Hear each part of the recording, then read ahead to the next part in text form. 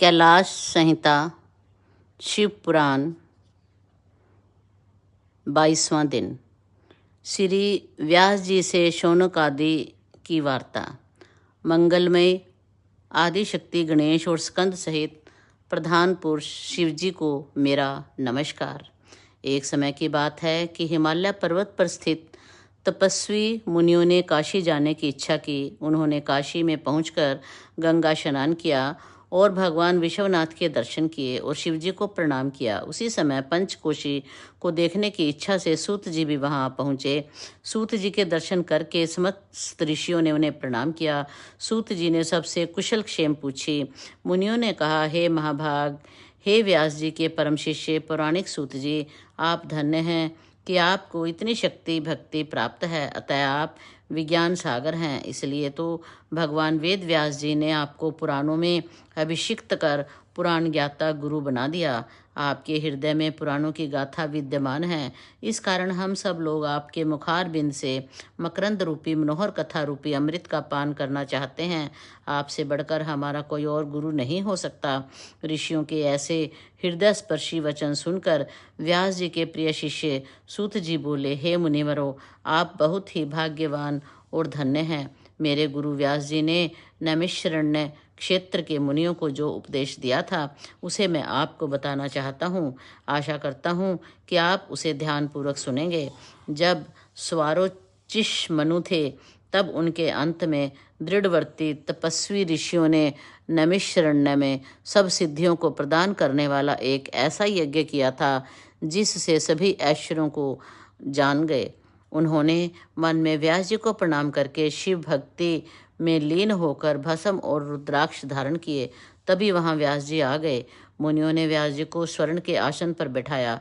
व्यास जी ने मुनियों से कुशल क्षेम पूछी। ऋषि बोले, आपके दर्शनों से तो हम कृतार्थ हो गए। अब आप हमें शिव जी के स्वरूप के विषय में समझाइए।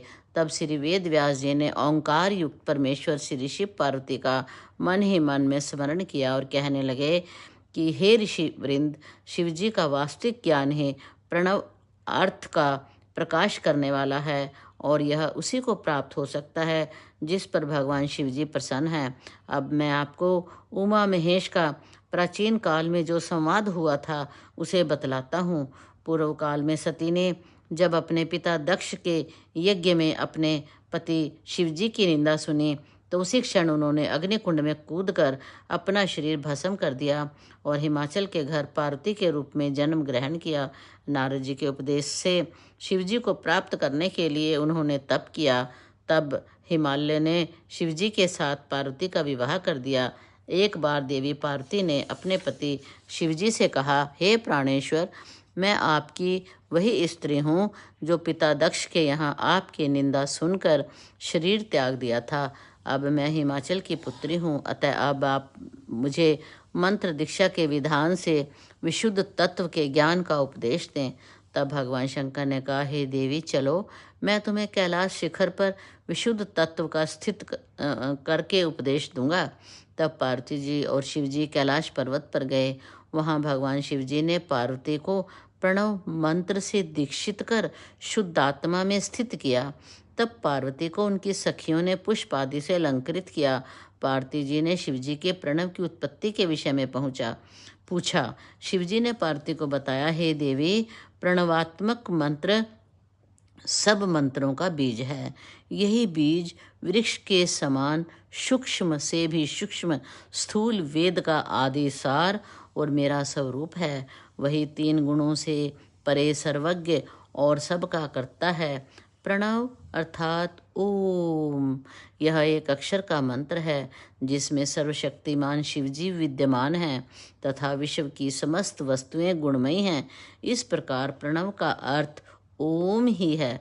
ओंकार स्वरूप संसार से शिवजी ही सर्वप्रथम संसार के निर्माण करता है। प्रणव शिव मंत्रों का शिरोमणि है और यह ओंकार ही मैं काशी में प्राण त्यागने वालों को प्रदान करता हूँ।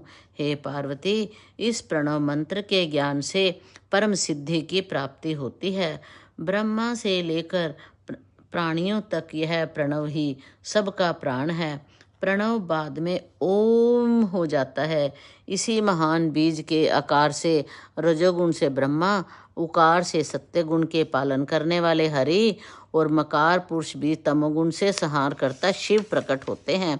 जब शिव जी का तिरोभाव होता है, जो बिंदु रूप है और सब पर कृपा करने के लिए वही नाद रूप भी है, इन्हीं पर ब्रह्मा का ध्यान करना चाहिए। शिव जी बोले, हे देवी, अब मैं तुम्हें संन्यास के विषय में बतलाता हूँ। यति को ब्रह्म मुहूर्त में उठना चाहिए और फिर अपने गुरु का ध्यान करना चाहिए। गुरु से आज्ञा लेकर प्राणायाम करना चाहिए और मूल से लेकर 6 चक्रों का ध्यान करें। इसमें बिजली के समान तेज समाया हुआ है। इसके पश्चात ब्रह्म और अनाम्य रुद्र का ध्यान करना चाहिए। इसके बाद घूमने के लिए जाना चाहिए। तत्पश्चात नैमित्तिक कर्मों से निमट कर स्नान करके पंचाक्षर मंत्र ओम नमः शिवाय का जाप करते हुए प्राणायाम करें। 3 बार अर्घ्य देवे, फिर 108 मंत्र जप करके पूजा करने हेतु जाए। आसन पर बैठकर विधि पूर्वक पूजा करें। पृथ्वी को गोबर से लीप कर एक चौकोर मंडप का निर्माण करे। उसमें लाल पीले रंग भरे। फिर प्रणव मंत्र लिखे। कानों में श्वेत और लाल धातु से रंगे और उसके 4 द्वार बनावे। इस प्रकार पृथ्वी पर गुरु और आचार्य के बताए अनुसार समस्त दिशाओं के मंडल को चित्रित करके सूर्य नारायण की पूजा करे। फिर शक्ति कमल की रचना करे और मंत्र में नमः लगाकर शक्ति कमलाय नमः इत्यादि का उच्चारण करे तथा गुरु को प्रणाम करे। इस प्रकार अपनी आत्मा को पवित्र करे। फिर 3 प्राणायाम करके ऋषि आदि का ध्यान करके अग्न्यास कर मंत्री से अग्निकोण के कमल की परिक्रमा करके श्वेत वस्तुओं से दक्षिण कमल की पूजा करे। फिर ईशान आदि का न्यास कर पंचकली से सद्योजात की कल्पना करे। इस प्रकार प्रणव न्यास कर फिर परमात्मा को बोधक हंस का न्यास करना चाहिए। इस तरह चौकोर मंडल बनाकर ओम की पूजा करे। उसके आधार पर प्रणव को ही पूजे और चंदन तथा जल से परिपूर्ण करे। फिर इसमें ओंकार की गंध पुष्प आदि से पूजा करे। इसके बाद गुरु मूर्ति की कल्पना करके उन्हें नमस्कार करे। फिर गणानात्वा इत्यादि मंत्रों से मूर्ति स्थापित कर देवता का वाहन करे। फिर एकाग्र मन से ध्यान करे। इस तरह गणेश जी का षोडशोपचार पूजन करना चाहिए। इसके पश्चात स्कंद की पूजा करे और अग्नि मंडल में सूर्य चंद्रमा संबंधित मंत्रों से ध्यान करे। ईशान आदि 5 ब्राह्मणों का ओंकार पूर्वक चतुर्थी विभक्ति में नमः लगाकर सफ़ेद फूलों से कमल के आसन पर पूजा करे। इसके बाद एकाग्र होकर मनोमनि गौरी देवी की पूजा करे। हे देवी, जो व्यक्ति इस प्रकार विधि के साथ हम दोनों की पूजा करता है वह सिद्ध पुरुष बन जाता है। शिव जी बोले, हे देवी, वैसे तो भगवान शिव के 8 नाम मुखर और नित्य प्रतिपादित हैं, जो इस प्रकार हैं: शिव, महेश्वर, रुद्र, पितामह, संसार, वैत, सर्वज्ञ और परमात्मा। फिर भी उपाधि निवृत्त होने पर शिव शंकर और महादेव ये तीनों ही नाम प्रसिद्ध हैं। शिव तत्वदर्शी व्यक्ति उन्हें शिव नाम से पुकारते हैं।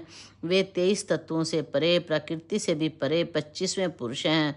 उन्हीं को वाच्य और वाचक के भाव से वेद आदि में ओंकार किया गया है। वे परमेश्वर, वेद से जानने योग्य आत्मस्वरूप, वेदांत में प्रतिष्ठित और षट से भी षट ही पुरुष और प्रकृति उनके अधीन है। अविनाशी माया उनकी प्रकृति है। उन महेश्वर की कृपा से ही माया से मोक्ष की प्राप्ति होती है। दुखों को दूर करने के कारण ही उनका नाम रुद्र पड़ा। ब्रह्मा जी बोले, जब भगवान शंकर ने यह कहा तो उनके वचन सुनकर परमेश्वरी पार्वती ने उनके वैदिक स्तोत्रों से स्तुति करके शिव जी के चरणों में प्रणाम किया। हे मुनिगणों, उस समय पार्वती जी बड़ी प्रसन्न हुई। यह प्रणव के अर्थ को प्रकाशित करने वाला बहुत ही गुह्य विधान मैंने आपसे कहा है। व्यास जी बोले, काशी से सूत जी के चले जाने पर मुनि लोग सोचने लगे कि हम उनसे एक प्रश्न और पूछना चाहते थे, उसका ध्यान ही नहीं रहा। पता नहीं अब उनके दर्शन कब प्राप्त होंगे। इस प्रकार मुनियों के विचार करते हुए 1 संवत्सर व्यतीत हो गया। तब पुनः सूत जी का काशीपुर में आगमन हुआ तो मुनियों ने उनका हार्दिक स्वागत किया। सूत जी बोले, हे मुनिवृंद, मैं आप लोगों के पास से चलकर तीर्थाटन करता हुआ दक्षिण में समुद्र तट पर पहुंच गया। वहां मैंने कुमारी शिवा देवी का पूजन किया। कालहस्ती पर जाकर स्वर्ण मुखरा में स्नान किया। ऋषियों को तृप्त करते हुए भगवान शंकर का स्मरण करते हुए चंद्रमा की कांति वाले उन कालहस्त को तृप्त किया। उन 5 मुख वाले परमेश्वर का एक बार ही दर्शन करने से सभी पाप नष्ट हो जाते हैं। मैं नित्य उन्हें नमस्कार प्रणाम प्रदक्षिणा करता हूँ। मैं वहाँ 4 महीने तक रहा, तब मुझे प्रसून कालिका महादेवी का ज्ञान रूप प्रसाद प्राप्त हुआ। इसके बाद देवादिदेव शिव जी को बारंबार नमस्कार करके 40 दिन मैं वहाँ आप लोगों के पास आया हूँ। हे मुनियों, कृपया आप लोग मुझे बताइए कि मैं आपको क्या कथा कहूँ। सूत जी की इस प्रकार बातें सुनकर मुनि कहने लगे, हे महाभाग सूत जी, अब आप कृपा करके वामदेव जी के मत का वर्णन कीजिए। सूत जी बोले, हे ऋषियों, पहले कल्प में वामदेव नाम के एक ऋषि हुए थे। वे गर्भ से ही उत्पन्न होने पर शिव ज्ञान के ज्ञाता हो गए थे और सभी देवताओं व असुरों के जन्म कर्म के ज्ञाता बन गए थे। वे शरीर में भस्म लगाए जटा मंडल मंडली इच्छा रहित दिगंबर महाज्ञानी एवं दूसरे शिव की तरह अपने चरणों से पृथ्वी को पवित्र करते हुए इधर उधर घूमते रहते थे। वे घूमते घूमते सुमेरु पर्वत के स्कंद कुमार शिखर पर पहुंचे। उन्होंने स्कंद नामक पवित्र सरोवर में स्नान किया और फिर स्कंद कुमार के दर्शन किए। कुमार मयूर पर सवार थे। उनकी अनेक मुद्राएं थी। उनके बाएं और दाएं हाथ में 2 शक्तियां उनकी उपासना कर रही थी। मुनीश्वर वामदेव ने परम भक्ति के साथ उनका पूजन किया और उनकी स्तुति की। स्कंद कुमार जी ने कहा, हे मुनि वामदेव, मैं तुम्हारी पूजा से प्रसन्न हूँ। आपकी जो इच्छा हो वर मांग सकते हो। इस पर ऋषि वामदेव प्रसन्न हो गए और बोले, हे भगवान, आप इस चराचर जगत के स्वामी हैं। हे प्रभु, प्रणव ही साक्षात परमेश्वर वाचक या वही देव पशुपति वाचक है जो कि पशुओं का पाप मोचक है। यदि भगवान शिव जी को प्रणव के द्वारा बुलाया जाए तो वे क्षण भर में ही पापों को दूर कर देते हैं। इस कारण प्रणव उपासना ही तो पाप मोचक हुई और प्रणव की ही वाचकता सिद्ध हुई। ओंकार ही तो सर्वस्वरूप तथा श्रुति रूप है। हे शिव शंकर, आप प्राणियों के प्रति पति और परिपूर्ण हैं। आपको हमारा नमस्कार है। हमारे विचार से संसार की स्थिति में शिव जी के अतिरिक्त और कोई दूसरा नहीं है। सर्वकामी शिव ही सब रूप वाले हैं। समिष्ट और व्यशिष्ट के विचार से यह कुछ प्रणवार्थ ही है। शिव रूप का वर्णन। वामदेव जी बोले, हे भगवान, देवताओं के ईश्वर प्रणतर्ति भंजन 6 प्रकार के अर्थ का ज्ञान क्या है? ये 6 तरह के अर्थ कौन कौन से हैं? उनका क्या क्या ज्ञान है? इसका प्रतिपादक कौन है? इस ज्ञान का फल क्या है? इसके जाने बिना जीव शास्त्रों से दूर हो रहा है और शिव माया विमोहित हो रही है। मैं आपकी शरण में हूँ, अतः आप मुझ पर कृपा उसी ज्ञानामृत रूपी अमृत को पिलाइए जिससे मैं मोह रहित हो जाऊं। मुनियों के इन वचनों को सुनकर शक्तिधारी प्रभु शास्त्र विरोधकों के लिए यह महात्रासजनक वचन कहने लगे कि हे मुनि, जो कुछ आपने पूछा है वह सब प्रणवार्थ परिज्ञान रूप में मैं तुम्हें सादर से कहता हूँ, जो समिष्ट वैशिष्ट के भाव से हमेशा ही शिवजी का है। हे सुवर्त, अब मैं उन 6 तरह के अर्थों को बताता हूँ जिससे एक का ही परिज्ञान होता है। पहला मंत्र रूप, दूसरा मंत्र भाव, तीसरा देवार्थ, चतुर्थ प्रभचार्थ, पंचम गुरु रूप का दिखाया गया अर्थ और षष्ठम शिष्य के आत्म अनुरूप कार्य। पहले उस मंत्र रूप का वर्णन सुनिए जिससे व्यक्ति ज्ञानी हो जाता है। उसका पहला स्वर आकार है, इसके बाद 5वां ओंकार पड़ता है और उसी प्रकार प्रवर्थ का अंत मकार, यही बिंदु और नाद है। इन्हीं 5 को वेद में ओंकार कहा गया है। ये हमेशा बिंदु के प्रारंभ में है और यही वैशिष्ट रूप से सिद्ध ओंकार शिवजी का वाचक है। इन्हीं 5 वर्णों की समिष्ट और बिंदु आदि 4 का समिष्ट कला प्रणव शिव का वाचक है। शिवजी के उपदेश मार्ग से जो उसका विचार है वही मंत्र है। इसी को प्रणवराज कहते हैं और यही शिवजी का रूप है। शिवजी बोले, हे पार्वती, अब मैं तुम्हें सृष्टि की पद्धति के विषय में बताता हूँ। ये महेश आदि चतुष्टय और सदाशिव कहलाती है। वही समिष्ट प्रभु आकाश के स्वामी हैं और उन्हीं का महेश आदि 4 रूप इसी की व्यष्टि है।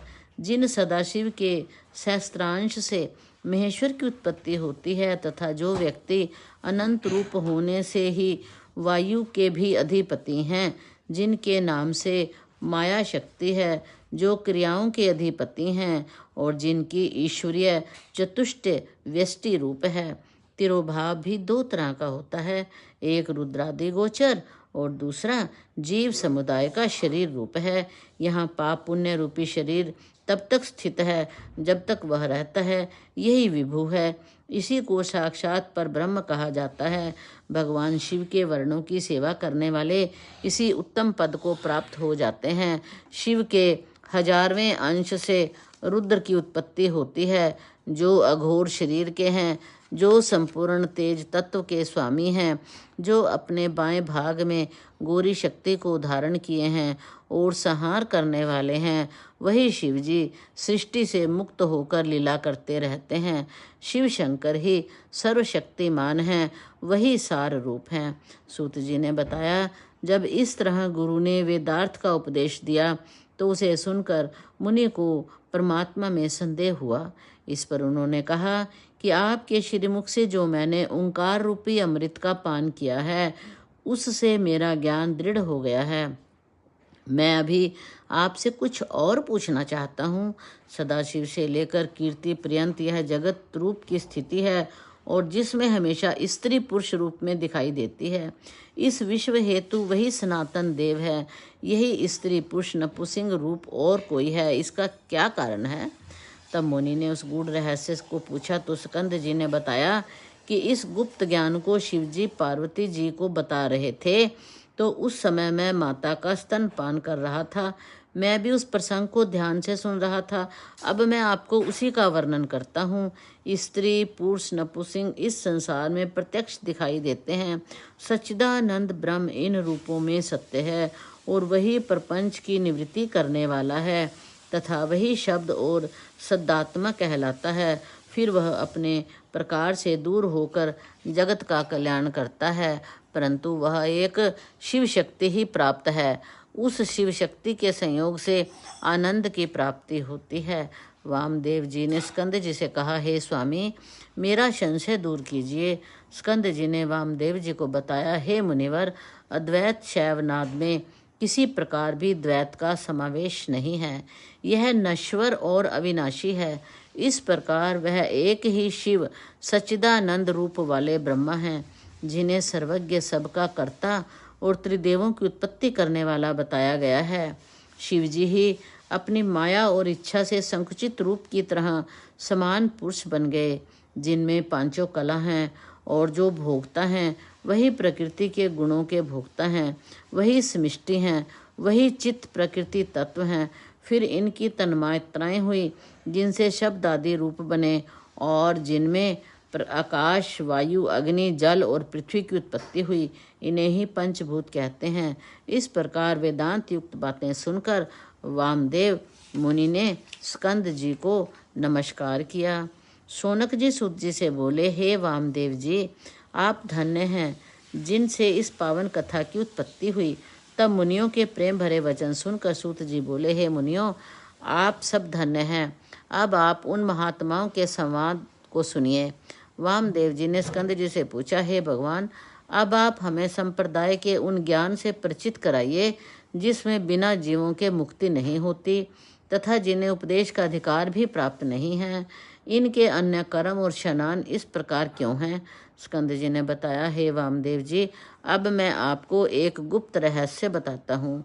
बैसाख, श्रवण, आश्विन, कार्तिक, अगहन, माघ महीनों के शुक्ल पक्ष की पंचमी या पूर्णमासी को शुद्ध होकर गुरु के चरणों को पुकार कर उनके मृग चरम के आसन पर शंख में फूल रखकर प्रणव से अधिमंत्रित करे और गंध पुष्प आदि से उनका पूजन करे। दीप शिखा मुद्रा से रक्षा कर कुछ मंत्र से आच्छादित करे। अर्धे के विधान से उत्तम मंडल कर उसे सुगंधित पुष्पों से पूजे। शुद्ध जगह पर घड़ा रखकर उसे सूत से लपेटे और उसमें सुगंधित जल भरे। फिर उसमें पीपल, पिलखन, जामुन, आम, बड़ की छाल, इन्हीं के पत्ते, हाथी, घोड़े, रथ, बांबी, नदी के संगम स्थान की मिट्टी घड़े में डाले। इसके बाद वस्त्र, आम पत्र, कलश, नारियल और पुष्प मिलाकर उस घड़े को अलंकृत करे और उसमें 5 रत्न भी डाले। यदि 5 रत्न ना हो तो केवल स्वर्ण ही डाल दे। फिर 5 रत्न नीलम माणिक्य स्वर्ण मूंगा गोमेद को ले और नाम लसक का उच्चारण करते हुए अंत में गम ऐसा उच्चारण करे। फिर विधि पूर्वक पूजन करे। खीर और तांबूल रखकर 8 नामों से पूजन कर अभिनंदन करे। इस प्रकार गुरु को ही शिव समझकर उनके बताए मार्ग से अनुष्ठान करे। गुरु शिष्य को सोहम मंत्र का उपदेश करे। गुरु शिष्य को भस्म का की परीक्षा ज्ञान प्रदान करे और 22 वाक्यों से उसका तात्पर्य समझाए और इस प्रकार उपदेश करे कि मैं ब्रह्म हूँ, वह तू है, आत्मा ही परमात्मा है, जगत ईश्वर से अधिष्ठित है, मैं ही प्राण हूँ, आत्मा ही ज्ञान है, प्रज्ञानात्मा अर्थात जो यहाँ है, विरत वह परे है, वही तुम्हारी आत्मा अंतर्यामी और अमृत है, वही एक ही पुरुष में और आदित्य में मैं ही हूँ, मैं ही परब्रह्म हूँ, सबसे परे, सबका ज्ञाता, गुरु, स्वयं आनंद का लक्षण मैं ही हूँ, सर्वभूतों के हृदय में मैं ही हूँ, तत्व और पृथ्वी का प्राण मैं ही हूँ, वायु और आकाश का प्राण मैं ही हूँ, सर्वात्मक अद्वितीय मैं ही हूँ, यह सब त्रिगुण का प्राण मैं ही हूँ, यह सब ब्रह्म रूप ही है, मैं सभी मुक्त स्वरूप हूँ, जो यह है वही मैं हूँ और हंस भी मैं ही हूँ। इसी प्रकार सबका ध्यान करे। स्कंद जी ने वामदेव जी से कहा, अब मैं स्नान और क्षौर की विधि बताता हूँ, इससे यतियों को परम शुद्धि मिलती है। शिष्य को चाहिए कि योग पद को प्राप्त करने के लिए क्षौर कर्म करे। उसे चाहिए कि नाई के छुए वस्त्र को मिट्टी और जल की सहायता से शुद्ध करे।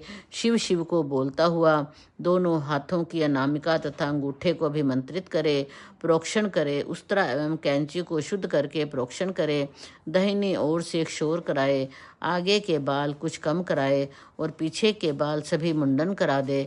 पीछे बाल मंडवाए और एक पत्ते से बालों को रखकर दूर डाल दे, मूछ भी मंडवा दे, फिर हाथ पर हाथ रखकर नाखून काट ले।